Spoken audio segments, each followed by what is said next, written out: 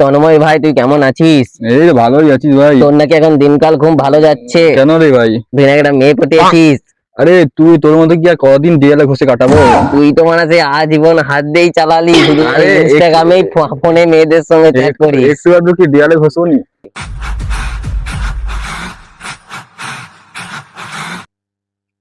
ওটা ল্যাংচা না? আরে হ্যাঁ ভাই। ও গিটার নিয়ে যাচ্ছে মনে হচ্ছে। হ্যাঁ হ্যাঁ, ও কবে দিয়ে গিটার বাজানো শিখলো? ওকে আজকে ডাক দাঁড়া, ওকে আজকে লল করবো। গিটার নিয়ে বাড়িয়েছে, স্টাইল মারছে মেয়েদের ঠিক আছে, সামনে। ডাক ডাক ডাক। তুই ডাক না রে, খাঙ্গি ছিল ওকে। ওই ল্যাংটা চোদনা, শুন শুন ওর পাশে শুন। আরে বলছি, তুই কি গিটার শিখছিস? তো এটা গিটার বাজাতো, আমাদের কি শোনাতো। হ্যাঁ ভাই, তুই কি শিখেছিস দেখা দেখা আমাদেরকে। হুম।